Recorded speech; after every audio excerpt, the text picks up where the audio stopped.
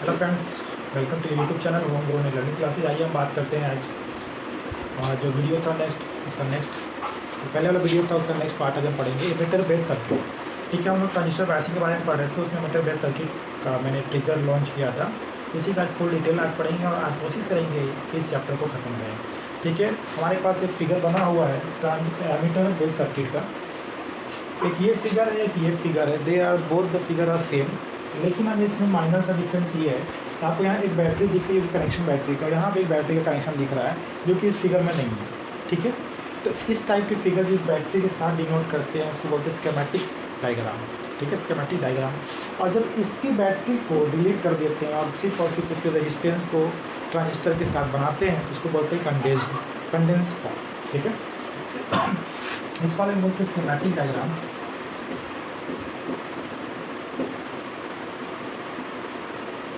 ठीक है, और इसको क्या बोलते हैं, कंडेंस फॉर्म। ठीक है, कंडेंस फॉर्म कैसे हुआ है, इसके जो बैटरी है उसको हमने डिलीट किया। ठीक है, सैम्बल को। उसके बाद जब हमने इसको यहाँ से इसको हटा दिया, इस वाले पार्ट को हटा दिया, तो सेम ही वैसे ही दिखेगा वैसा ही दिखेगा जैसा यहाँ पे दिख रहा है। ठीक है, इससे पार्ट को हटा देंगे। ठीक है, लेकिन ये स्टैंडर्ड फॉर्म होता है, आगे चल के हम इसी को इस्तेमाल करेंगे। ठीक है, सबके भी बच्चा जैसे इससे आगे पढ़ता जाता है उसका मेंटलिटी जो होता है, सोचने की समझने की क्षमता जो बढ़ जाती है। तो ये स्टार्टिंग में ये पढ़े थे, अब स्टार्ट के बाद के बाद ऐसे पढ़ेंगे। ठीक है, ये पॉजिटिव टर्मिनल का बैटरी है, VCC है, ये VCC मालूम है आपको। ये क्या है, RC है। ये VCC पॉजिटिव टर्मिनल तो ऊपर से जाएगा, करंट ऐसे निकलेगा IC। ये ग्राउंड है, ये भी ग्राउंड, ये भी ग्राउंड है, तीनों आपस में क्या है, कनेक्टेड है। ठीक है, चलिए, ये इसका नेगेटिव टर्मिनल है, इसका पॉजिटिव टर्मिनल है। बैटरी करंट इसमें ऐसे आएगा, करंट इसमें ऐसे आ रहा है और ये ऐसे करंट जा रहा है, और ये पॉजिटिव है और ये आपस में से जुड़े हैं क्योंकि ग्राउंड है। ग्राउंड का सिंबल दिया है, इसका मतलब कि आपस में जुड़े हुए। इसमें से ये पॉजिटिव, इसके लिए इस वाले सर्किट के लिए पॉजिटिव है, यहाँ से ऐसे करंट जाएगा और इसमें जो करंट जाएगा वो IB जाएगा क्योंकि ये पॉजिटिव है। क्यों पॉजिटिव है, इस वाले पॉजिटिव टर्मिनल का बैटरी इससे जुड़ा हुआ है। ठीक है, इस वाले पॉजिटिव टर्मिनल का बैटरी है मीटर का, ये जो VEE है। ठीक है, इसका पॉजिटिव टर्मिनल इस टर्मिनल से ग्राउंडिंग के थ्रू जुड़ा हुआ है, जिसको हम ऐसे लाइट से दिखाया गया। ठीक है, ये IB हो गया, ये आपको पता है RB होता है, ये RC और ये RB। ज़्यादा डिटेल में नहीं जाएंगे, सिंपल सी दो समझेंगे। ठीक है, ऐसे सेम चीज़ यहाँ पे होगा। ठीक है, IB RB RE IE IC positive है IC। किसी बैटरी को हटा के इसका नेगेटिव टर्मिनल को यहाँ कर दिया है, पॉजिटिव टर्मिनल को वहाँ कर दिया। नहीं समझ आया, मतलब ये जो VCC की जो वैल्यू है फ्रेंड्स, वो इस VB के बराबर होगा और उसका टर्मिनल क्या होगा, पोलैरिटी क्या होगी, चेंज होगी। अगर ये 20 वोल्ट का पॉजिटिव होगा तो इस 20 वोल्ट का नेगेटिव होगा ना, मतलब बैटरी एक ही है, पॉजिटिव टर्मिनल यहाँ से कनेक्ट हो गया और नेगेटिव टर्मिनल क्या हो गया, ये हो गया। ठीक है, बताऊँगा आगे। जैसे कि यहाँ पे देखिए, ये हमारा बैटरी है, ये VCC है। ठीक है, नेगेटिव है, ये VCC पॉजिटिव है। इस VCC को हम VEE लिख सकते हैं, बोथ यहाँ पर सेम ही है। तो दोनों यहाँ पे क्या है, सेम है। सेम क्यों है, क्योंकि एक ही बैटरी है, उस बैटरी का पॉजिटिव टर्मिनल यहाँ जुड़ा हुआ है और उसी बैटरी का नेगेटिव टर्मिनल यहाँ जुड़ा हुआ है, क्योंकि इसको बायस करना है, इसको चालू करना है। ठीक है, इससे जो है किसमें करंट जा रहा है, नेगेटिव, समझ रहे हैं आप, ये वाला ट्रांजिस्टर के लिए negative terminal, positive terminal, negative terminal. ठीक है, उस इस वाले नेगेटिव टर्मिनल को जो है कि यहाँ डिनोट किया और इसका जो है पॉजिटिव से जोड़ दिया गया है। यानी इसका एंड पॉइंट यहाँ पॉजिटिव है और इसका एंड पॉइंट यहाँ नेगेटिव है। कहने का मतलब अगर बैटरी यहाँ पॉजिटिव है तो ये नेगेटिव है। इस बैटरी VCC का पॉजिटिव है, जो इनिशियल है वो पॉजिटिव है और जो एंडिंग हो रहा है नेगेटिव से हो रहा है। इसका इनिशियल पॉजिटिव है, उसका एंडिंग नेगेटिव से हो रहा है। ठीक है, यहाँ पे इसका इनिशियल जो है क्या नेगेटिव है और एंड जो हो रहा है पॉजिटिव से हो रहा है। ठीक है, इसका इनिशियल जो है वो नेगेटिव है और इसका जो है पॉजिटिव से हो रहा है। ठीक है, आई होप समझ में आ रहा होगा। ये पॉजिटिव है, कैसे बना देता हूँ, साफ में लिख रहा हूँ। ठीक है, हम जब भी ट्रांजिस्टर बायसिंग के बारे में पढ़ते हैं तो हम दो ही चीज़ जानने की कोशिश करते हैं। ठीक है, उसका IC कलेक्टर करंट जो फ्लो होता है और दूसरा क्या VCC के थ्रू हम VCE जानते हैं, जिससे कि हम Q पॉइंट, 2 पॉइंट हम लेते हैं, जिससे कि हम Q पॉइंट को ड्रॉ कर लेते हैं और ड्रॉ करने के बाद हम ट्रांजिस्टर के ऑपरेटिंग पॉइंट को देखते हैं कैसा काम कर रहा है। तो हमें Q पॉइंट को ड्रॉ करने के लिए IC चाहिए और VCE चाहिए। ठीक है, तो उसको हम फॉर्मूला से निकालेंगे। आइए आगे बढ़ते हैं, इसको निकाल के देखते हैं। ठीक है फ्रेंड्स, बस इसको मैं रब कर दूँ, ये आपने समझ लिया, इसको मैं रब करने जा रहा हूँ। ठीक है, क्योंकि ज़्यादा स्पेस नहीं है।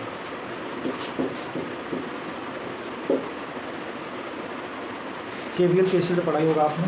हम ऐसे चलेंगे, ठीक है, ऐसे। चलो चल रहे हैं, फिर चल रहे हैं ना, लगे। बैटरी का नेगेटिव ये वाला है, ये पॉजिटिव टर्मिनल है VE का, और VCE का पॉजिटिव टर्मिनल क्या है, ये वाला, नेगेटिव टर्मिनल ये वाला है, ठीक है। चलो हम ऐसे जा रहे हैं, ये लूप 1 की बात कर रहे हैं, इस वाली बात कर रहे हैं। इससे क्या निकलेगा, इससे निकलेगा हमारा IC, ये कैसे निकलता है, जो भी निकलेगा देखते हैं क्या निकलेगा। ऐसे चल रहे हैं तो भैया जब करंट के साथ जाते हैं, KVL लगा रहा हूँ, जब करंट के साथ KVL लगा रहा हूँ, ठीक है, जब करंट के साथ जाते हुए नेगेटिव हो जाता है तो IB माइनस RB, क्योंकि इस डायरेक्शन जा रहे हैं और इसी डायरेक्शन करंट नहीं जा रहा है, ऐसे जा रहे हैं, ऐसे जा रहे हैं, करंट डायरेक्शन में जा रहे हैं, फिर नीचे आ रहे हैं, तो इसमें minus IE RE plus VEE, क्यों प्लस VE भैया, क्योंकि नेगेटिव से पॉजिटिव ले जा रहे थे, पॉजिटिव जो इनमें पॉइंट होता है उसी को लेते हैं, तो इनमें पॉइंट पॉजिटिव है इसलिए पॉजिटिव लिया, और यहाँ से एक ये यहाँ पे वोल्टेज होता है, उसको बोलते हैं VEE, जो 0.7 वोल्ट होता है सिलिकॉन के लिए, ठीक है। इसको हमने ये पॉजिटिव से नेगेटिव जुड़ जा रहे हैं, क्योंकि ये पॉजिटिव से जुड़ा हुआ है, नेगेटिव से इसको अपॉन जो नेगेटिव जुड़ा हुआ है, इसलिए इसको नेगेटिव देंगे, minus VE equal to 0। Equal to क्या होगा फ्रेंड, 0। इसको इक्वेट करेंगे, इक्वेट करने के लिए क्या करेंगे हम, ठीक है, आइए इक्वेट करते हैं। यहाँ से हो जाएगा VE minus VBE equal to, इस दोनों को उधर भेजिए, I है IB है, ठीक है, I है IB है। आपको मालूम है बीटा इक्वल टू क्या होता है, बीटा इक्वल टू होता है IC by IB, IC by IB होता है, ठीक है। तो फ्रेंड्स अगर हम बीटा इक्वल टू क्या होगा, beta equal to IC by beta हो जाएगा अगर IB की बात करें तो, ठीक है, IB की बात करें तो IB equal to IC by beta हो जाएगा, ठीक है। तो इस IB को हम रिप्लेस करके IC ले लेना चाहते हैं, तो यहाँ पे क्या हो जाएगा, माइनस IC बाई बीटा, इस IB को रिप्लेस किया यहाँ से, IB equal to IC by beta होगा, IC by beta RB minus IC RE। अब आप कहेंगे RE में IC क्यों हो गया, ठीक है। तो IC जो होता है इक्वलेंट होता है I के, ऐसा हम एज्यूम करते हैं, ठीक है। तो IC equal to minus IC की जगह I की जगह माइनस IC एज्यूम कर लिए, मान लिया, ऐसा कोई भी नहीं होता, एक्सपेरिमेंटली होता, एक्सपेरिमेंट अप्रॉक्सीमेटली होता है, ठीक है, ठीक है।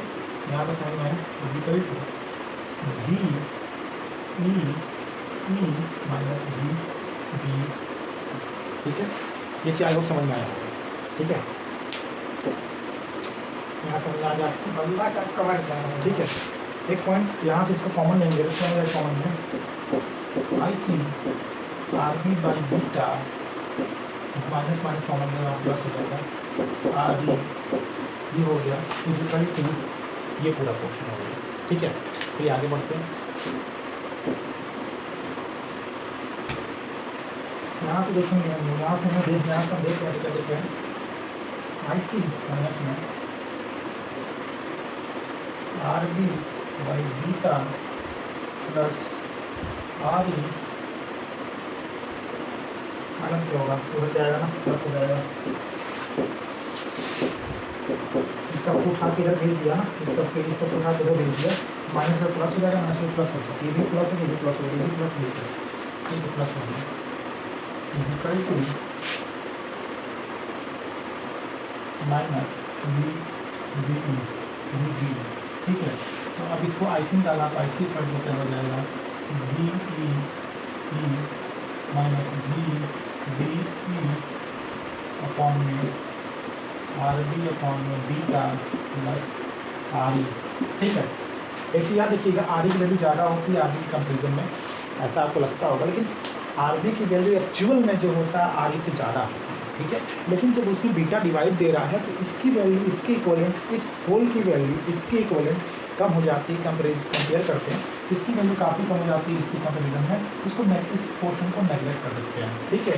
जब REB में बीटा डिवाइड होता है तो उसकी वैल्यू टोटल जो रिजल्टेंट जो आता है उसकी वैल्यू कम हो जाती है RE के कंपेरिजन में, इसको हम नेगलेक्ट कर देते हैं, क्योंकि RE is very very greater than RB by beta, that's why ये नेगलेक्ट हो जाएगा, और फिर क्या बच जाएगा, तो VE माइनस VBE तो हमने आर ई हो गया, आई सी की वैल्यू, और आई सी आर ई के बराबर होता है तो आई सी आई के बराबर होता है तो आई की वैल्यू भी यही होगी। यहाँ से निकला हमारा, यहाँ फर्स्ट वाले में लगाया KVL तो हमारा निकला आई सी की वैल्यू। इस वैल्यू को याद रखिएगा, क्यों इसका बताऊँगा, ठीक है। इसके स्टेबिलिटी फैक्टर के बारे में बताऊँगा। अब हम निकालेंगे BCC, BC ऑपरेटिंग पॉइंट में बताया ना, IC और BCE, ये दो चीज़ निकालना पड़ता है। ये मैक्सिमम कब होता है, ये IC मैक्सिमम होगा जब IC से, और ये BCC मैक्सिमम होता है, ये मैंने बताया था, ठीक है। ये हमने निकाल लिया, इस चीज़ को याद रखिए। नेक्स्ट पॉइंट पर चलते हैं, BCC निकालते हैं। फ्रेंड्स आइए देखते हैं, ठीक है। हमने यहाँ KVL लगाया था, ये निकला। अब हम यहाँ KVL लगाएंगे तो हम ऐसे चलेंगे, ज़रूरी नहीं कि ऐसे ही चला जाए, आप ऐसे ही चल सकते हैं, ऐसे भी ऐसे ही चल रहे सहूलियत के लिए, ठीक है। ऐसे जाएंगे, ठीक है। कैसे जा रहे हैं तो पहले नेगेटिव फिर पॉजिटिव, कह रहे BCC क्या हो गया, पॉजिटिव हो गया। जो पिंड जो होगा वही मानेंगे, ठीक है। और करंट डायरेक्शन जा रहेंगे तो करंट के साथ अगला जो रेजिस्टेंस उसका मल्टीप्लाई जो ड्रॉप होगा वो लिखेंगे, ठीक है। IC इंटू आई भी ऐसे जा रहा है, हम भी ऐसे जा रहे हैं, तो सेम डायरेक्शन जा रहे हैं तो क्या होगा, IC RC हो गया, ठीक है। फिर नीचे आ रहे हैं, नीचे आएंगे फ्रेंड्स, ये पॉजिटिव की टर्मिनल जुड़ा, ये टर्म ये जो होगा ट्रांसफर पॉजिटिव हो जाएगा, और ये नेगेटिव से जुड़ा, इस वाला जो नेगेटिव जुड़ा क्लियर नेगेटिव हो जाएगा। तो ये BCE, इन दोनों के बीच जो BCE होगा पॉजिटिव से नेगेटिव आ रहा है, BCE का माइनस हो जाएगा BCE, ठीक है। फिर IC RE, IC यहाँ पे RE जो लिखा है ना, RE आई का आई इक्वल टू IC होता है, इसमें वो RE को क्या हटा देंगे और इस RE की जगह हम डायरेक्ट IC भी यहीं से लिखते चलेंगे यहाँ से, ठीक है। इक्वल टू जीरो, ठीक है। KVL था सेकेंड रूल, ठीक है। अब इसको अच्छे से फॉर्म में लिख दिए, अगर कैसे लिख सकते हैं, BCC minus BCE equal to IC RC, IC plus IC RE, ठीक है। यानी अब क्या कर सकते हैं, ये कर सकते हैं BCE इक्वल टू क्या हो जाएगा, इसको उधर ले जाए, इसको उधर लाइक क्या, तो BCC minus IC RC plus RE, ठीक है। ये हमारा BCC यहाँ से निकल गया, ठीक है। BCC में निकालना था, BCC निकल गया, IC निकल गया। अब हमको ग्राफ हम क्या कर सकते हैं, इजीली ड्रॉ कर सकते हैं। कोई भी नया नहीं था, बिल्कुल सिंपल था, आप चाहो तो कर सकते हैं, ठीक है। यहाँ एक चीज़ बताइए, इस पूरे फैक्टर में, इस वाले फार्मूला में ये किस पे डिपेंड कर रहा है, ये IC डिपेंड कर रहा है RE पे, ठीक है। IC डिपेंड कर रहा है RE पे, और BCE डिपेंड कर रहा है किस पे, तो BCE डिपेंड कर रहा है RC और RE पे, या फिर से RE पे डिपेंड कर रहा है। यानी किसका कहने का मतलब क्या है, इसका जो स्टेबिलिटी फैक्टर है वो किस पे डिपेंड नहीं कर रहा है, वो डिपेंड नहीं कर रहा है बीटा पे, और डिपेंड नहीं कर रहा है BE पे, इन दोनों पे डिपेंड नहीं कर रहा है। यानी इन दोनों पे डिपेंड नहीं करने का मतलब क्या है, ठीक है। और IB पे नहीं डिपेंड करता है, IB पे भी नहीं डिपेंड कर रहा है। इसका मतलब क्या है कि अगर हम टेम्परेचर बढ़ाएँ या घटाएँ तो भी इसके स्टेबिलिटी पे कोई भी फ़र्क नहीं पड़ेगा। कहने का मतलब क्या है, ये फिक्स है, क्योंकि हमारा जो भी स्टेबिलिटी फैक्टर बढ़ता है या टेम्परेचर बढ़ता है या घटता है, मैक्सिमम टेम्परेचर बढ़ता है, टेम्परेचर बढ़ने से क्या होता है, IC बढ़ता है, IC बढ़ने से क्या होता है, IB भी इफेक्ट होता है, IB भी इफेक्ट होने से सिग्नल भी इफेक्ट होता है, जिसकी वजह से हमें जो आउटपुट होता है ज़्यादा मिलता है या कम मिलता है, ठीक है। मैं बताऊँगा डिटेल से हर एक चीज़ समझाऊँगा कैसे होता है, ठीक है। तो इस चीज़ पे जब हमारा नहीं है ये स्टेबिलिटी बटन, इस सारी चीज़ों पे डिपेंड नहीं कर रहा है, तो किस पे डिपेंड कर रहा है, वो डिपेंड कर रहा है RE पे, only it's depend upon RE, ठीक है। तो RE से टेम्परेचर से कोई मतलब नहीं है, टेम्परेचर बढ़े चाहे घटे, RE को कोई प्रॉब्लम नहीं होगी। मतलब क्या है कि IC जो है इनवर्सली प्रोपोर्शनल है RE के, ठीक है। अगर IC बढ़ेगा तो RE घटेगा, अगर RE बढ़ रहा है तो IC घटेगा, ठीक है। इसे समझ में, स्टेबिलिटी फैक्टर समझ में आया। इसका स्टेबिलिटी फैक्टर जो होता है वो फिक्स रजिस्टर वाला था ना, उससे अच्छा है, इसका स्टेबिलिटी फैक्टर इसका अच्छा है, इसका ऑपरेटिंग पॉइंट फिक्स होता है, ठीक है। ऑपरेटिंग पॉइंट में ना होइए, ठीक है। अब आगे इसके एडवांटेज और डिसएडवांटेज के बारे में बात करें, ठीक है। तो इसका एक एडवांटेज ये है, इसमें एक ही रेजिस्टेंस चाहिए, एक और रेजिस्टेंस की जरूरत नहीं होती है, ठीक है। और डिसएडवांटेज तो बहुत सारे हैं, ठीक है। इसको बहुत ज़्यादा हाईली डिज़ाइन करना होता है, ऑपरेट अच्छे से करना होता, नहीं तो इसका कोई भी आउटपुट अच्छे से नहीं मिलेगा, ठीक है। ये इसका डिसएडवांटेज है। बाकी यही सब था, इससे ज़्यादा कुछ नहीं इस चैप्टर में, ठीक है। आई होप कि आप समझ रहे होंगे, ठीक है फ्रेंड्स। इसलिए इसका जो क्यू पॉइंट होता है वो अच्छे से डिज़ाइन करना होता है, स्टेबल होता है, लेकिन बहुत ही ज़्यादा प्रॉपर्ली हमें डिज़ाइन करना पड़ता है। उसमें थोड़ा सा भी एरर आ गया तो हमारा क्यू पॉइंट में, ठीक है, तो फिर से उसका आउटपुट क्या होगा, डगमगा जाएगा, ठीक है, साइमल्टेनियसली हो जाएगा। तो ये ठीक है, ये था इसका कुछ इमिटर बायस सर्किट। हम बढ़ते हैं नेक्स्ट टॉपिक की ओर, जो है हमारा बायसिंग विथ नेगेटिव फीडबैक, ठीक है। आइए बात करते हैं बायसिंग विथ नेगेटिव फीडबैक, उसके सर्किट बारे में, उसके IC BCE को निकालेंगे, उसके बाद उसके एडवांटेज डिसएडवांटेज को पढ़ेंगे, फिर उसके स्टेबिलिटी फैक्टर को पढ़ेंगे, फिर हम करेंगे। चलिए आते हैं। एक इम्पॉर्टेंट चीज़ छूट गया था बताने के लिए, मैं बता रहा हूँ फिर से, देखिए ध्यान समझिए। ये डबल E है, ये VCC है, इसको पॉजिटिव बोलते हैं VCC, ठीक है। ये RB है, ठीक है। ये सबसे इंपॉर्टेंट चीज़ बताने जा रहा हूँ, ध्यान समझिए। जब हम किसी को प्योरली बैटरी से जोड़ते हैं तो उसको लिखते हैं, कलेक्टर का बैटरी है तो उसको लिखते हैं VCC, ठीक है। इस VCC में से अगर कोई ड्रॉप होता है सप्लाई के दौरान तो ये क्या हो जाता है, VC हो जाता है, ठीक है। उसके बाद अगर ये फिर भी वोल्टेज दे रहा है एमिटर को, ये क्या हो जाएगा, VCE हो जाएगा। बात समझ में आई। और इसमें से हम RC निकाल दें, ये VCE हो जाएगा, ठीक है। और उसके बाद अगर इसमें कोई 0.7 वोल्ट निकाल दिया जाए, या फिर जो भी बेस का वोल्टेज मिलेगा वो निकाल दिया जाए, यानी जो वोल्टेज बच गया उसको इसमें सप्लाई देने के बाद बीच में जितनी खपत होती है उसको निकाल दिया जाए, तो एग्जैक्ट वोल्टेज जो एमिटर को मिलता है या potential difference between emitter and collector after IC RC के ड्रॉप के बाद, तो उसको बोलते हैं क्या, VCE, ठीक है। इस पॉइंट को समझना बहुत जरूरी है, इस पॉइंट को, ठीक है। इसके नीचे क्वेश्चन दिया हुआ 9.12 या 9.15, उसमें इस कॉन्सेप्ट के बिना अगर क्वेश्चन नहीं लगेगा, ये कॉन्सेप्ट पूरा जाके इलेक्ट्रॉनिक्स में काम करता है, ठीक है। अब उसके बाद बात करते हैं VEE की बारे में। सेम वही मैटर, VE पूरा जो बैटरी बिना सप्लाई की जो बैटरी की वैल्यू होती है वो होता है VEE, ठीक है। इसमें अगर हम IE और RE घटा दें, ये हो जाएगा VE, ठीक है। और इन VE और VCE के डिफरेंस को क्या बोलते हैं, VCE, ठीक है। एक और फैक्टर आ गया VEE। जब कोई बैटरी प्योरली हम लगाते हैं बेस में तो VB होगा, उसमें से IB RB ड्रॉप हो जाता है, तो क्या हो जाता है, VB हो जाता है। और उसके बाद भी उसमें ड्रॉप होता है, मतलब डायरेक्ट बैटरी ड्रॉप के बाद उसको कलेक्टर को या एमिटर को सप्लाई देती है, तो हो जाता है क्या, VC या VB, ठीक है। डिपेंड करता है कि कॉमन बेस है कॉमन कलेक्टर है, ठीक है। अगर VB होगा तो 0.7 होगा, और CB है तो 1 वोल्ट होगा, ठीक है। सिलिकॉन के लिए मैं बता रहा हूँ, ठीक है, क्योंकि ये रिवर्स बायस में है, होता है VC, और फॉरवर्ड बायस में होता है VE, ये आपको मालूम है, ठीक है। इसी जगह वैल्यू क्रॉस टू देख लीजिए, बहुत इंपॉर्टेंट पॉइंट था, ठीक है। अब नेक्स्ट बढ़ते हैं। Hello friends, biasing with the collector feedback register, ठीक है। Biasing with the collector feedback register के बारे में हम पढ़ने जा रहे हैं, जैसे ये हमारा थर्ड टॉपिक है, ठीक है, बायसिंग के बारे में।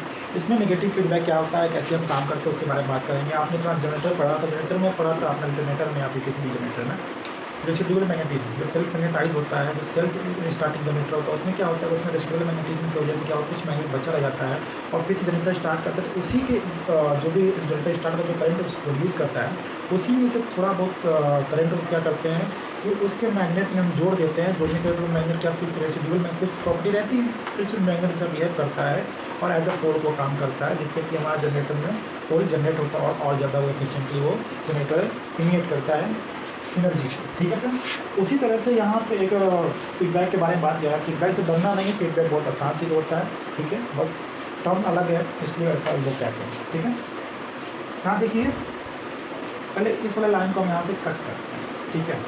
पॉजिटिव टर्मिनल VCC का है, वो यहाँ से इसमें कनेक्शन दिया इस वायर के थ्रू। एक बात बताइए, जब IB यहाँ से गुजरेगा, ठीक है, ये रेजिस्टेंस है तो इसलिए हाई रेजिस्टेंस है, तो करंट हमेशा आसान रास्ता खोजता है, तो इस रास्ते से वो निकल के ऐसे चलेगा, जाके ऐसे निकलेगा, ना कि इस रास्ते से निकलेगा, ठीक है। लेकिन अगर बाई द वे बहुत ज़्यादा टेम्परेचर बढ़ जाता है तो हम क्या करते हैं भैया कि तो IC बहुत ज़्यादा इंक्रीज़ हो जाएगा। IC बहुत ज़्यादा इंक्रीज़ होने से क्या, लीकेज करंट इंक्रीज़ होगा तो IC इंक्रीज़ होगा, IC इंक्रीज़ होने से क्या होगा, IB भी इंक्रीज़ हो जाएगा। इस केस में क्या होगा कि इस ये रास्ता हमारे बेटर होगा, ना कि वाला रास्ता बेटर होगा, जो ज़्यादा करंट लगेगी तो वो सैचुरेट हो जाएगा हमारा ट्रांजिस्टर। तो इसलिए हम इस रास्ते को जैसे ही हमें फिर हमारा ट्रांजिस्टर में इससे करंट फ्लो होने लगता है, तुरंत एक स्विच लगा के स्विच को ऑन करते हैं और इसको हम ऑफ कर देते हैं। ठीक है, तो ऑफ करने से क्या हो गया, अभी जो दे रहा था इसी में हमने नेगेटिवली फीड कर दिया, बैक फीड कर दिया। ठीक है, ऐसे आ रहा था फिर से इसको बैक फीड कर दिया, दोबारा इसको फीड कर दिया, यहाँ से जोड़ दिया, फीड कर रहे हैं। ठीक है, जिस वजह से ये इसको एनर्जी दे रहा था, जब तक मुझे ये आई भी जाएगा नहीं है, इसमें करंट आएगा ना, ऐसे फ्लो होगा, कनेक्शन कंप्लीट नहीं होगा, तो रिवर्स बायस में तो ये रास्ता खाने की आती है, ऐसे फ्लो होने लगा। अब जो ये जो एनर्जी दे रहा है इसी में दिया, इसमें जोड़ दिया, इसको हटा देंगे। ठीक है, इसे बोलते हैं फीडबैक या नेगेटिव फीडबैक। इसके बारे में इसको बहुत अच्छे से पढ़ेंगे, अच्छे से हमारे यहाँ ट्यून और आगे के चैप्टर में नेगेटिव फीडबैक कैसे काम करता है, चैप्टर ही है, उसको अच्छे से समझिए, यहाँ समझिए। ठीक है, ये ऐसा क्यों करते हैं, फीडबैक का नाम दिया इस रीजन से दिया। ठीक है दोस्तों, अब क्या है कि हमें यहाँ पे आईसी निकालना है और VCE निकालना है। ठीक है, यहाँ आईसी और VCE निकालने का बहुत ही आसान तरीका होता है। देखिए कैसे होता है, अगर हम इसमें KVL लगा दें तो KVL लगाएंगे तो क्या होगा फ्रेंड्स, KVL लगाएंगे तो क्या होगा, आईसी के बारे में बात करते हैं। तो KVL लगाएंगे क्या होगा, तो हो जाएगा ऐसे आई प्लस VCC की IC साथ में यानी माइनस IC RC, फिर यहाँ से ये IB हटेगी। ठीक है, अब यहाँ पे IB माइनस IB RB, तो कैसे करें, ऐसे जा रहे हैं ऐसे। ठीक है, फिर यहाँ से क्या होगा, प्लस VBE इक्वल टू 0। ठीक है, अब यहाँ से उठा के जाइए VCC माइनस VBE अपॉन में। ठीक है, इसको IB को IC लिखना है, तो क्या करेंगे, इसको कर देंगे IC बाई बीटा, अगर ना इसका बीटा हो जाएगा। अरे भैया बीटा इसको तो IB पर तो क्या होता है, IC बाई बीटा, तो हम बीटा जो IB जो IB से बीटा लिख दिया, RB लिख दिया। ठीक है, ये टर्म को अब इसको उधर ले जाएंगे तो कॉस्टिंग निकल जाएंगे। ठीक है, प्लस IC RC इधर कॉमन लेंगे और कॉमन इधर देखिए क्या हो जाएगा, VCC माइनस VBE अपॉन में RB beta plus RC equal to IC। ये हमारा फॉर्मूला निकल गया आगे सामने आपको, फिर ये फॉर्मूला सामने आ गया हमारे। ठीक है, दूसरा फॉर्मूला हमारा ये हो गया IC की वैल्यू हो गया। ठीक है, और अब VCE के बारे में बात करें, VCE के बारे में बात करें, ये क्या होता है। ठीक है, VCC minus IC RC minus IC RC। अब बोलो कि सर आपको अभी आपने बताया कि VCC माइनस IC RC तो DC होता है। ठीक है, मैंने तब बताया था, लेकिन इसमें रेजिस्टेंस था, और इसमें रेजिस्टेंस डायरेक्टली ऐसे ही है, तो इसमें रेजिस्टेंस नहीं है, यहाँ कोई भी खपत नहीं होगा। ठीक है, जो ये वोल्टेज है वही वोल्टेज को यहाँ मिलेगा। ठीक है, अप्रॉक्सीमेट कितना ही मिलेगा। ये VCC equal to VC minus RC, ये सिर्फ और सिर्फ कहाँ अप्लाई करेंगे, फीडबैक रजिस्टर में। ठीक, कलेक्टर विथ फीडबैक रजिस्टर। ठीक है, हमको IC मिल गया, VC मिल गया, उसका इसका स्टेबिलिटी फैक्टर क्या होता है, इसका स्टेबिलिटी फैक्टर क्या होता है, ये होता है less than beta plus 1। Beta plus 1 से इसका स्टेबिलिटी फैक्टर कम होता है। ठीक है, यानी इसका स्टेबिलिटी फैक्टर थोड़ा सा ठीक होता है, वो फिक्स वाले से वो वाला था, फिक्स बायस वाला जो फर्स्ट रजिस्टर बायस वाला मेथड था, उससे अच्छा इसका स्टेबिलिटी फैक्टर होता है, लेकिन अच्छा नहीं होता। उससे तो अच्छा होता है कि रियल में अच्छा नहीं होता, इसीलिए अच्छे और हैं। ठीक है, तो इसका अगर हम बात करें इसके एप्लीकेशन के बारे में, तो इसका जो मेन एडवांटेज है वो मेन एडवांटेज क्या है कि इसमें भैया सिंपल मेथड है, सिंपल तरीके से हम निकाल देंगे सॉल्यूशन मेथड, कैलकुलेशन सिंपल होता है, लेकिन फिर और दूसरी बात एक रेजिस्टेंस बनी होता है, कॉम्प्लेक्स रेजिस्टेंस बनी, कॉम्प्लेक्स सर्किट बनी है। ठीक है, इसका एक सबसे बड़ा एडवांटेज ये है कि लगभग stable operating system operating point देता है। ठीक है, लगभग स्टेबल फिक्स ऑपरेटिंग पॉइंट देता है। कैसे देता है जरा बताता हूँ।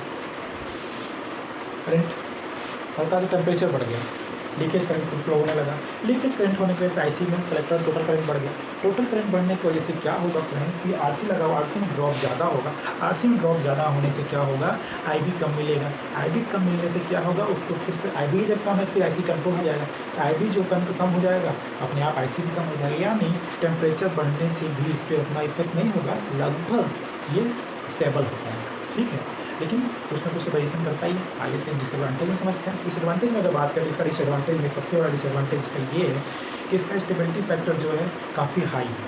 ठीक है, बढ़िया है फिक्स रेजिस्टेंस से बायस से, लेकिन फिर भी उससे बढ़िया है और से ये कम है। ठीक है, दूसरी चीज़ क्या है, पहला तो ये हो गया डिसएडवांटेज। दूसरा डिसएडवांटेज ये है कि इसकी सर्किट कॉम्प्लेक्स है। इसकी सर्किट क्या है, कॉम्प्लेक्स है, और इसको स्टेबल हल्का सा भी टेम्परेचर बढ़ने से ना हल्का सा टेम्परेचर बढ़ जाएगा बहुत से, तो इसमें थोड़ा सा वेरिएशन आ जाता है, स्टेबिलिटी में इसके ऊपर वेरिएशन आता है।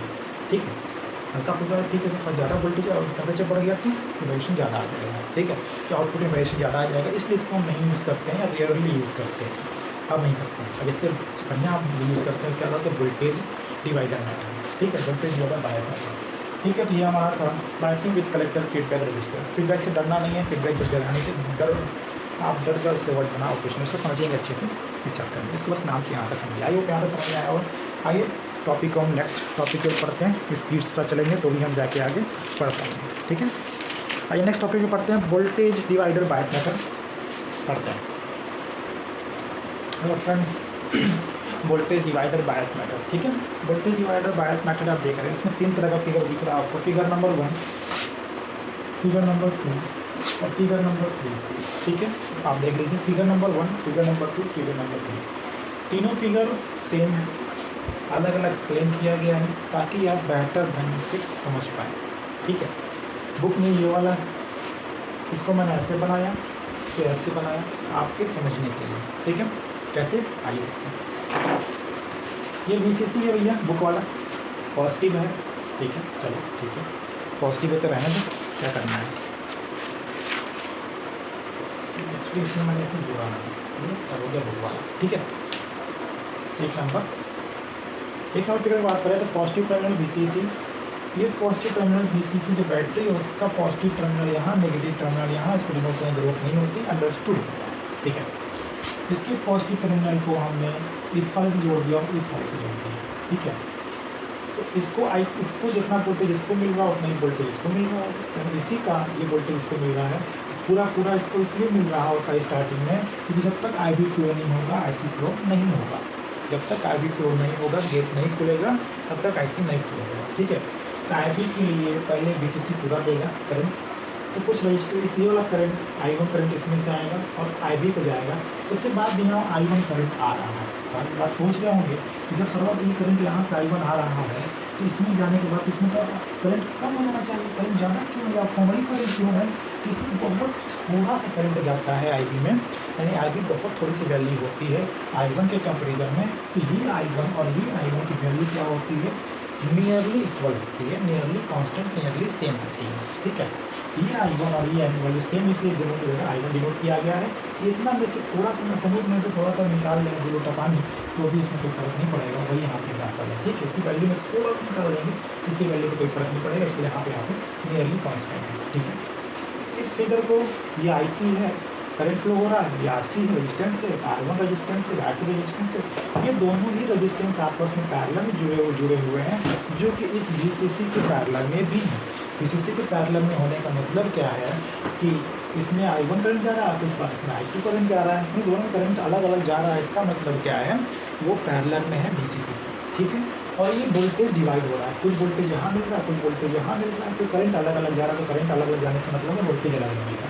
ठीक है, कि कुछ करंट आया, कुछ करंट यहाँ जा, कुछ करंट यहाँ जा रहा है, इसीलिए बोलते हैं वोल्टेज डिवाइडर रूल। यहाँ पे वोल्टेज डिवाइडर रूल, तो इसके शेप के अनुसार, इसकी फिगर के अनुसार इसको वोल्टेज डिवाइडर रूल कहा गया है। ठीक है, क्योंकि यहाँ वोल्टेज क्या अलग अलग है। देखें कैसे बताऊँगा, फिगर दूसरे की बात करते हैं, इसको थोड़ा सा और अच्छे से तोड़ खोला गया। ये पॉजिटिव वाला इसको हमने अलग अलग कर दिया, ये ऐसे हो गया, तो एक पॉजिटिव यहाँ VCC, एक पॉजिटिव यहाँ VCC, इस वाले से ये I1 मिल रहा है R1 का, ये IB, इसमें से IB करंट जा रहा है, ऐसे फ्लो हो रहा है, फिर ऐसे फ्लो हो रहा है, इसमें से IB निकल जाएगा, फिर I1 इसमें से फ्लो इसमें जा रहा है, ये IB हो गया हमारा। ठीक है, ये हमारा RC हो गया, ये हमारा IC जा रहा है। ठीक है, कोई दिक्कत नहीं है। ठीक है, अलग करने का मतलब क्या कि पॉजिटिव है, ये पॉजिटिव है, तो ये एक बार नेगेटिव होगा। ठीक है, ये उतना ही वैल्यू का नेगेटिव होगा जितना वैल्यू के ऊपर पॉजिटिव है। ठीक है, चलो इस फिगर को समझ लिया आप। ठीक है, आई थर्ड फिगर के बढ़ते हैं। थर्ड फिगर हमारा ये, थर्ड फिगर को देखिए आप, इसलिए हमने नेगेटिव पॉजिटिव दोनों को बताया ताकि आप अच्छे से समझ पाए। ठीक है, इस पॉजिटिव टर्मिनल I1, यहाँ पे जो फ्लो हो रहा है उसका I1 फ्लो हो रहा होगा, यहाँ पे जो फ्लो हो रहा है वो भी I1 फ्लो हो रहा होगा। ठीक है, और इसमें जो फ्लो हो रहा है वो क्या होगा फ्रेंड्स, I2 फ्लो हो रहा है। ये पॉजिटिव टर्मिनल से IC निकला, RC होते हुए फिर I के रास्ते यहाँ चला गया। ठीक है, सब कुछ क्लियर है। हम इस फिगर से ही ज़्यादा कुछ सीखेंगे, इस फिगर से ठीक है, इस वाले फिगर नहीं, लेकिन आप एग्ज़ाम में कॉपी में ऐसे बना लीजिए, बुक में बना सकते हैं समझने के लिए। इसके बाद ये होगा, इसके बाद ये होगा, ठीक है। चलिए समझते हैं, ठीक है। ये सबसे ज़्यादा बढ़िया मेथड होता है ट्रांजिस्टर पे स्टेबिलिटी को, ड्यू पॉइंट को मेंटेन करने के लिए, उसकी स्टेबिलिटी को मेंटेन करने के लिए ये सबसे बढ़िया तरीका होता है, ठीक है। इसी को बहुत ज़्यादा आज के ज़माने में इसको यूज़ करते हैं वोल्टेज की वजह से, ठीक है। कहीं और कहीं मत देखिएगा, बहुत हैमरिंग की वजह से सॉल्व कराया जाता है इसके सॉल्यूशन को, उतना नहीं करना है। एग्जाम में शॉर्टकट तरीका रखना है, इसको मैं बता रहा हूँ क्या तरीका है, मतलब बहुत अच्छा। एक बात बताओ, आप वोल्टेज बैटरी में हमने पढ़ा था, मान लो वोल्टेज है, ठीक है, इसको वोल्टेज दे रहे हैं, तो इसको कितना वोल्टेज मिलेगा, इसको कितना वोल्टेज मिलेगा, तो इसके लिए निकालने का तरीका मान लो हम I1 निकालना है। I1 के लिए क्या होता है फ्रेंड्स, I1 के लिए होता है टोटल वोल्टेज VCC है, यहाँ VCC है, VCC अपॉन में R1 प्लस R2, ठीक है। R1 प्लस R2 कर देंगे तो हमको क्या निकल जाएगा, फिर I1 में टोटल करंट निकल जाएगा, ठीक है। ठीक है, हमको R2 निकालना होगा, सॉरी हमको V2 निकालना होगा, यानी इस वाले में कितना वोल्टेज ड्रॉप, इसमें अगर V1 वोल्टेज हो रहा है, इसमें V2 वोल्टेज ड्रॉप है, इसमें वोल्टेज कितना ड्रॉप हो रहा है, इसमें वोल्टेज ड्रॉप कितना हो रहा है दोस्तों, वो हो रहा होगा कितना, VCC minus R1 plus R2, जिसमें ड्रॉप हो रहा है वो वाला रेजिस्टेंस, ठीक है। ये हमारा हो गया क्या, ये फॉर्मूला समझ में आया, ठीक है। इस फिगर से ये भी समझ में आया, ठीक है। आगे समझिए ध्यान से, सब समझने चाहिए। इस फिगर पे बढ़ते फिगर नंबर 1 की बात, फिगर नंबर 1 की बात करें तो देखेंगे कि R2 की वैल्यू, यहाँ पे जो V2 की वैल्यू है वो किसके बराबर है, वो इसके, क्योंकि ये इसके पैरेलल है, इसकी वैल्यू किसके बराबर हो रही है, V2 की वैल्यू किसके बराबर हो रही है दोस्तों, तो हो रही है किसके, RE, और यहाँ पे जो वोल्टेज ड्रॉप होगा इसको बोलते हैं क्या, बोलते हैं VE, 2.7 वोल्ट होता है VE, ठीक है। तो ये पॉजिटिव टर्मिनल है और ये माइनस टर्मिनल है, नेगेटिव टर्मिनल है, ठीक है। तो ये क्या हो जाएगा फ्रेंड्स, माइनस VE, समझ में आया, नहीं समझ में आया, पॉजिटिव है ये पॉजिटिव होता नहीं माइनस, यहाँ पॉजिटिव ही होगा, क्यों पॉजिटिव होगा, क्यों पॉजिटिव होगा देखो, ठीक है। ये वाला अगर पॉजिटिव होगा तभी तो ये टर्मिनल नेगेटिव होगा, ठीक है। और ये वाला टर्मिनल पॉजिटिव इसका भी नेगेटिव टर्मिनल है, ठीक है। पॉजिटिव टर्मिनल तो नेगेटिव टर्मिनल है, तब ना करंट नेगेटिव पे बढ़ रहा है, करंट ऐसे बढ़ रहा है, नेगेटिव पे बढ़ रहा है, यहाँ पॉजिटिव पे करंट ऐसे बढ़ रहा है, इधर जा रहा है इसका भी नेगेटिव है, ऐसे निकल रहा है पॉजिटिव, यहाँ से बढ़ रहा है, यानी यहाँ पे भी क्या है, ये भी पॉजिटिव है, या नेगेटिव है, इसमें भी पॉजिटिव है, यानी ये पॉजिटिव है, ये नेगेटिव से करंट इधर बढ़ रहा है पॉजिटिव की ओर, ठीक है। इधर से तो क्या होगा, हमारा भी पॉजिटिव हो जाएगा, BE वेक्टर बेस और मीटर के बीच का वोल्टेज क्या होगा, पॉजिटिव और नेगेटिव से पॉजिटिव टर्मिनल भी दूसरा है, तो VE पॉजिटिव, ठीक है। एक सिचुएशन हमारा ये हो गया, ठीक है। यहाँ से हम क्या निकाल सकते हैं फ्रेंड्स, यहाँ से हम निकाल सकते हैं क्या, V2 माइनस VBE अपॉन में RE इजकल को क्या हो जाएगा, IE, या फिर कह सकते हो IC, ठीक है। ऐसे तो बड़ा आसान से निकल गया, कोई दिक्कत नहीं है, कोई थेवेनिन हम नहीं लगाया, थेवेनिन पढ़ाऊँगा, ठीक है। कोई थेवेनिन लगाने की जरूरत नहीं, जब थेवेनिन में लगा आराम से निकल गया हमारा। अब V2 कैसे निकलेगा, V2 ऐसे निकलेगी, यहाँ से निकलेगा V2, ठीक है। VC समझ में आया। अब हमको निकालना VC कैसे निकलेगा, भी कर सकते हैं, चला तो कम पड़ गया, कैसे क्या किया जाए, तो इसको हम रब करेंगे किसी एक को, तब जाके होगा। इसको देख लिया आपने, इसी को रब करते हैं, ठीक है। इम्पोर्टेंट था ये, देखिए इसी को रब।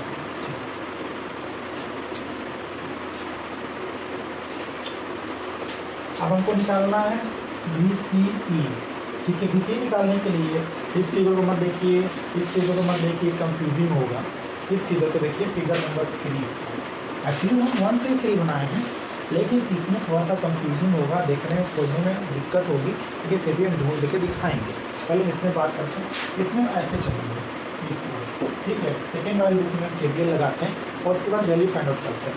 तो हम ऐसे चल रहे हैं, ऐसे चल कैसे मुड़ रहे हैं, ऐसे जाएंगे, ऐसे ऐसे ऐसे ऐसे ऐसे ध्यान जाएंगे, ठीक है।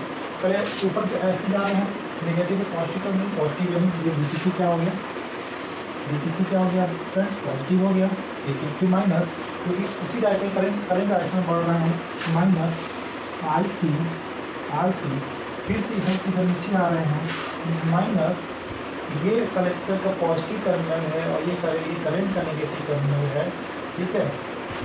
पॉजिटिव से नेगेटिव आ रहे हैं, ठीक है। नेगेटिव में कभी बढ़ जा रहा है, पॉजिटिव तरफ बढ़ जाता है, नेगेटिव तरफ करंट बढ़ता है, नेगेटिव तरफ करंट बढ़ रहा है। तो यहाँ पे क्या होगा माइनस VCE, ठीक है। और फिर माइनस RE, ठीक है, इजिकल टू 0, ठीक है। इजिकल टू क्या होगा 0 हो गया, ठीक है। चलिए अब इसको थोड़ा देखते हैं, इसको इस कहते हैं तो IC को क्या लिख सकते हैं, RE को IC लिख सकते हैं क्योंकि इसकी इक्विवेलेंट होता है, ठीक है। तो यहाँ से हम कर सकते हैं क्या, VCE इसका क्या हो गया VCC minus IC RC plus RE, ठीक है। क्योंकि इस RE की जगह RC लिख दिए और RC लेकर हम कॉमन कर दिए हैं, क्योंकि I और IC तो बराबर होता है, नियरली इक्वल होता है। यहाँ से VCC निकल गया, यहाँ से IC निकल गया, हमारा Q पॉइंट तो मिल गया, ठीक है। तो यहाँ से इसको ऐसे निकालते हैं, ठीक है। इसके स्टेबिलिटी फैक्टर के बारे में बात करते हैं। इसका स्टेबिलिटी फैक्टर सबसे बढ़िया होता है, क्या होता है वो यहाँ एक मिनट स्टेबिलिटी फैक्टर पहले बात करते हैं। अगर हम इस जो चीज़ यहाँ लिखें इस वाले फिगर से, क्या हम इस वाले फिगर से लिख सकते हैं, बिल्कुल लिख सकते हैं, कभी ध्यान देखिएगा, ठीक है। बीच वाले फिगर से जो मिटाया उससे भी कर सकते थे, लेकिन मिटा दिया आप सब, चलिए हम ऐसे चल रहे हैं, ऐसे चल रहा है ना, ऐसे चल रहा है। पॉजिटिव से नेगेटिव आ रहे हैं, पॉजिटिव, ठीक है। ऐसे जा रहे हैं, पहले पॉजिटिव क्यों जा रहे हैं, ठीक है। ऐसे पॉजिटिव टर्मिनल VCC पॉजिटिव, फिर ऐसे आ रहे हैं करंट डायरेक्शन में आया तो IC RC minus IC RC, फिर ऐसे आ रहे हैं पॉजिटिव से नेगेटिव क्या होगा तो VCE क्या होगा नेगेटिव होगा तो नेगेटिव होगा, फिर आए तो IC RC सब कुछ होगा, ठीक है। वैसे अभी हम खोल सकते थे, वैसे भी खोल दिए, कोई दिक्कत नहीं। आगे बढ़ते हैं, स्टेबिलिटी फैक्टर के बारे में बात करते हैं। स्टेबिलिटी फैक्टर क्या होता है, voltage divided by multiply. Stability factor क्या होता है, beta plus 1 into 1/β plus 1 is equal to 1। Stability factor इसका 1 होता है, प्रैक्टिकली नहीं, आइडियली। प्रैक्टिकली कितना होता है, प्रैक्टिकली 10 होता है, इसलिए इसको सबसे ज़्यादा यूज़ किया जाता है क्योंकि इसका स्टेबिलिटी फैक्टर 10 होता है। बाकी जगह 500, 1000, 100, 85 ऐसे होगा, ठीक है। ये स्टेबिलिटी फैक्टर है उसका, और ऐसे ही हम इसके बारे में पढ़ेंगे, ठीक है। ये वोल्टेज डिवाइडर वैसे भी बोलते हैं, सबसे कठिन इसको माना जाता है और सबसे आसान भी माना जाता है, ठीक है। इसके स्टेबिलिटी फैक्टर को आपने देख लिया। इसकी सबसे बड़ी क्वालिटी में बताऊँ, चलो बता देता हूँ, देखो खेला खत्म हो गया तो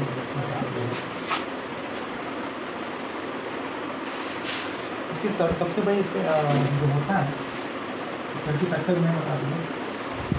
इसका सबसे बड़ा जो होता है ना प्रॉफिट क्या होता है, स्टेबल कैसे हमको स्टेबल मिलता है, ये Q पॉइंट स्टेबल कैसे हो जाता है, क्यों टेम्परेचर वेरिएशन होने की वजह से इसमें क्यों इतना स्टेबिलिटी है, इतना कॉन्स्टेंटली काम कर रहा बता रहा हूँ। देखो V2 इक्वल टू फॉर्मूला लिखा था मैंने ये वाला V2 equal to VBE plus ICRE, ठीक है।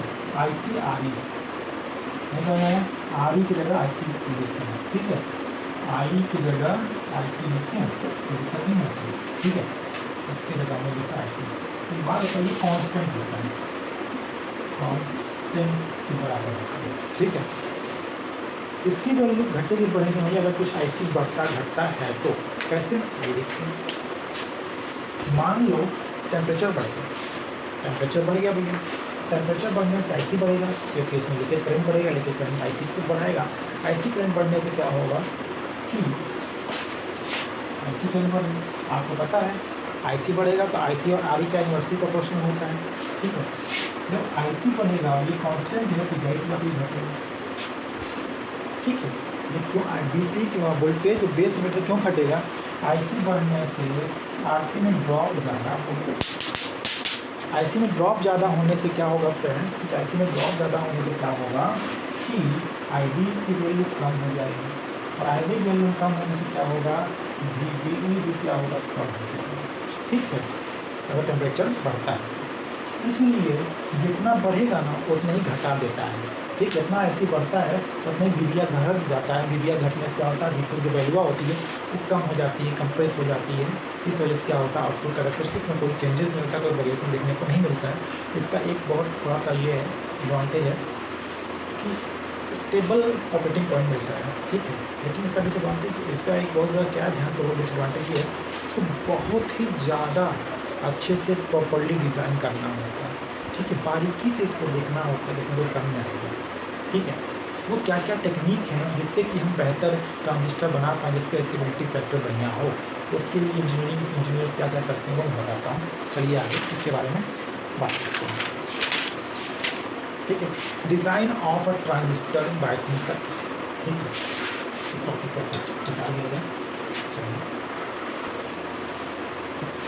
Design of transistor biasing circuit का इंजीनियर्स क्या क्या करते हैं, किस किस पैरामीटर्स पे काम करते हैं जिससे कि एक बढ़िया ट्रांजिस्टर बन पाए, उसके बायसिंग बन पाए। उसके देखिए सबसे पहले क्या होता है, वो आर ही सेलेक्ट करते हैं, मेटल रेजिस्टेंस सेलेक्ट करते हैं। उस रेजिस्टेंस की वैल्यू 500 से 1000 होनी चाहिए, ठीक है। एग्जाम्पल में देखें बहुत ज़्यादा लगता है, इससे ज़्यादा, लेकिन बेसिकली इससे कम नहीं होनी चाहिए, ठीक है।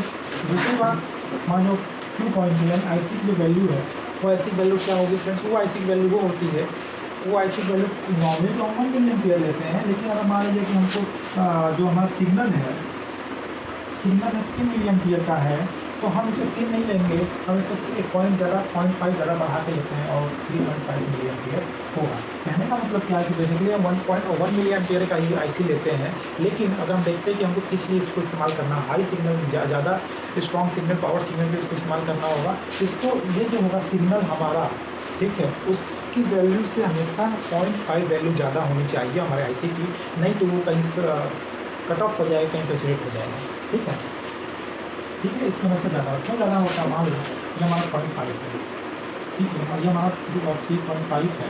मान लो 3 मिली एम्पियर का सिग्नल दे रहे हैं, 3 मिली एम्पियर ऊपर 3 मिली एम्पियर नीचे, और ये हमारा नॉर्मल है, 0 से 0.5 मिली एम्पियर का डिफरेंस होता है। ये 0 है, ये एक्स एक्सिस है, ये वाई एक्सिस है, 3.5 हमने एम्पियर आई सी दिया हुआ है।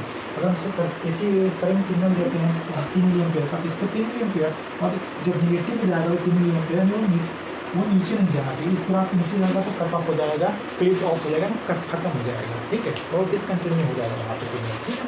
इसे कितना उठा के बढ़ा करते हैं, कहीं कंटिन्यू तो नीचे आए तो कटे नहीं। अगर इसको मान लीजिए हम 3.5 में लेते हैं, सिर्फ हम 2 ले लेते तो क्या होता है, तो यहाँ पर क्या होता है फ्रेंड्स कि ये 3 ये सिग्नल क्या होता है, ये ऐसे और ऐसे कट जाता है, ठीक है। तो यहाँ से यहाँ की वैल्यू 3.5 है, यहाँ से यहाँ तक की, और यहाँ से यहाँ तक की वैल्यू क्या 2 ऐसी है, ठीक है। तो ऊपर ठीक है, नीचे जाएगा इतना कट जाएगा, कटने के बाद सिग्नल का कैसा मिलेगा, और यहाँ जाएगा फिर यहाँ जाएगा, तो बीच में इतना टाइम गैप रहेगा, इसको बोलते हैं क्लिप ऑफ कट जाना, ठीक है। कट कट के आएगा, जिस कट कट के आवाज़ आती है तो इसी में क्या होता है कि हमारा आई सी परफेक्ट नहीं होता, ठीक है। पहला आर हो गया, दूसरा आई सी हो गया, ठीक है। और तीसरा जो होता है वो I1 की वैल्यू, जो I1 की वैल्यू हमेशा क्या होनी चाहिए, IB जो बीटा की वैल्यू होती है उससे 10 टाइम्स ज़्यादा होनी चाहिए। इस I1 की वैल्यू IB की वैल्यू से हमेशा 10 टाइम्स कम ज़्यादा होनी चाहिए। ये वोल्टेज डिवाइडर बायस मेथड के लिए सब तरीका इस्तेमाल होता है, और किसी के नहीं, तो सबसे बढ़िया वही होता है। तो उसको और बढ़िया बनाने के लिए RE 500 से 1000 होना चाहिए, IC जो है 5 मिली, अगर सिग्नल 3 मिली एम्पियर है तो उसे 0.5 मिली एम्पियर ज़्यादा होना चाहिए IC। अगर सिग्नल नॉर्मली 0.10 मिली एम्पियर है तो 1 मिली एम्पियर IC होगा, ठीक है। और नेक्स्ट हमारा I1 क्या होगा, बीटा से 10 गुना ज़्यादा होना चाहिए हमारा I1। जो I1 ज़्यादा था ना, नहीं ज़्यादा था,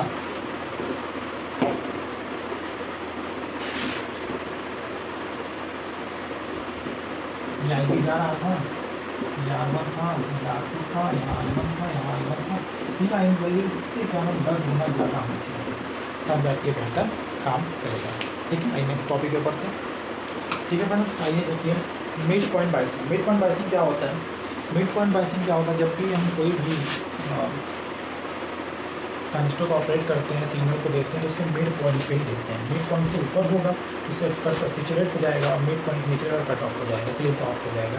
इसलिए अच्छे से ऑपरेट करने के ट्रांजिस्टर को मिड पॉइंट हमेशा बीच में सेंटर में होना चाहिए, ऊपर नीचे नहीं होना चाहिए। ऊपर होगा सेचुरेट हो जाएगा, नीचे होगा तो कट ऑफ हो जाएगा, क्लिप ऑफ हो जाएगा, ठीक है। जैसे हमने एक ट्रांजिस्टर सिग्नल दिया आई मैक्स है, इसका मिड पॉइंट क्या होगा, की पॉइंट इसको बोलते हैं, वो होता है IC/2, और मैक्सिमम IVCC जो मैक्सिमम होता है उसका आधा क्या होता है VCC/2, VCC/2 की पॉइंट हो जाएगा। ठीक है, ये की पॉइंट है, यहाँ पे देखिए आप ये मैक्सिमम हो गया और ये की पॉइंट है। उसी बेसिस पे जो फिगर बन रहा है इसी को रिफ्लेक्ट इस तरह शीशा अगर ऐसे लगा दे शीशे तो इसका इमेज ऐसे दिखेगा यहाँ पे।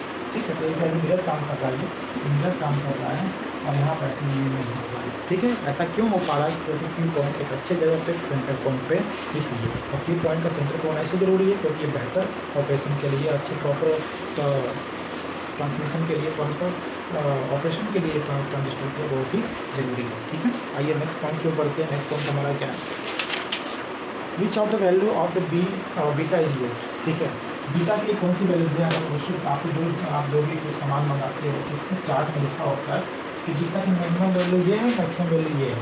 बीटा की मिनिमम वैल्यू और बीटा की मैक्सिमम वैल्यू क्या है, वो कुछ होगी। ठीक है, तो इन दोनों का एवरेज लेते हैं। इन दोनों का एवरेज लेने के लिए क्या होता है, बीटा एवरेज करके क्या होता है, अंदर 2 बीटा इंटू बीटा, बीटा 1 और बीटा 2, बीटा 1 और beta 2, beta 1 minimum, beta 2 maximum, दोनों का मल्टीप्लाई करके अंडर कर देंगे, जो भी वैल्यू आएगा बीटा एवरेज हो जाएगा। उसी वैल्यू को हम लेके आकर क्वेश्चन में आगे अपने घर के इक्विपमेंट से उसको इस्तेमाल करेंगे। और जहाँ पे नहीं दिया होगा, जहाँ पे एक ही दिया होगा बीटा, तो वहाँ थोड़ी एवरेज निकालेंगे, वहाँ से एवरेज वही आएगा, उसी को वैल्यू को लेकर आगे हम काम चला लेंगे। ठीक है, एक अलग से टॉपिक दिया था, क्या है कि stability factor of a voltage divided bias method. तो उसका जो है स्टेबिलिटी फैक्टर होगा β+1 इंटू 1/β+1, दोनों काट देंगे तो 1 आ जाएगा वैल्यू। वही तो अलग समझाया था, कुछ समझने की जरूरत नहीं है, उसे स्टॉप याद करिएगा। ठीक है, उसके बाद एक और एग्जाम्पल है instantaneous current end voltage waveform. Instantaneous current end voltage waveform. ठीक है, instantaneous current end voltage waveform मैं बार बार बोल रहा हूँ, उसमें ज़रा कुछ नहीं है, वही चीज़ बताने को बोल रहा हूँ। ठीक है, इसमें ज़रा कुछ डिटेल नहीं है। इसमें एक ही चीज़ है कि जो भी हम सिग्नल देते हैं, जो आउटपुट हमको एम्पलीफाई होकर मिलता है, उसका फेज डिफरेंस 180 होता है। इधर प्लस तो माइनस मिलता है, इधर माइनस होगा प्लस मिलेगा।